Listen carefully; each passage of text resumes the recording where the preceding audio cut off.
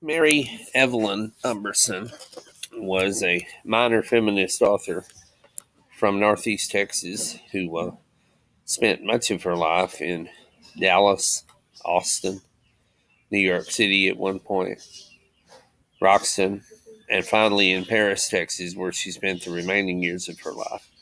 She was a very prolific writer in terms of short pieces, short stories, small articles, editorials, letters to the editor, etc. She appeared in the Sun magazine many different times. She appeared in both the Dallas Morning News and the Dallas Times Herald. She appeared in a Sunday magazine, Scene magazine, in February of '82 with a satire piece.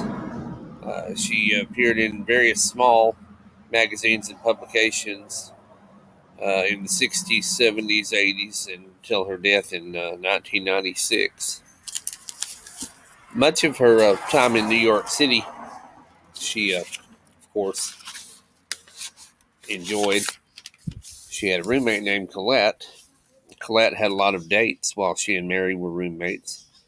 They took a weekend trip to Philadelphia and saw the Liberty Bell. This would have been in the late 50s. They ate at Washington Square in Greenwich Village. They heard Tom Clancy and the Clancy Brothers and Tommy Makem. They went to the White Horse Tavern, which was frequented by Dylan Thomas before his death. Mary's first encounter with television was at a dinner party at an Italian girl's house. Everybody would stop talking and get interested in the TV program, and then later on they would lose interest and start talking again. This is when television was somewhat still a novelty. Mary lived on the 6th floor of a walk-up on 15th Street. Mary worked in the travel section of the New York Times. Again, this was in the late 1950s. In New York, Mary often walked the 30 blocks from her 6-story walk-up apartment on the edge of Greenwich Village to her job in the travel section of the New York Times. She found that walking was sometimes faster than the city bus or subway. The apartment building Mary was in was an older building still on direct current. At the time she was there, they were in the process of rewiring it over to alternate current because few modern appliances would even operate on direct current. In Austin, Mary went to a famed 2-story house popular at that time as a beatnik hangout. There she met and sat beside the poet Kenneth Rexroth. Mary felt happiest in her life during the 45 years in the late 50s that she was in New York City. She attended several Broadway plays at the time, felt that she was in the thick of things where things were at. New York was the place to be at that time, especially if you were an aspiring writer, and it still remains the publishing center of the United States. Two little ladies had been in the apartment just before Mary and her roommate occupied it. The two women left a list of itemized grocery items which they had left in the apartment, such as an apple, 10 cents, one potato, 5 cents, and so forth. Mary and Colette paid the ladies the small amounts for the few items left there, but found it rather odd that someone would take the time and trouble to itemize such things of such minor importance. Later on, the ladies gave them a basket of fruit simply as a gift. Mary Umberson was quite a reader.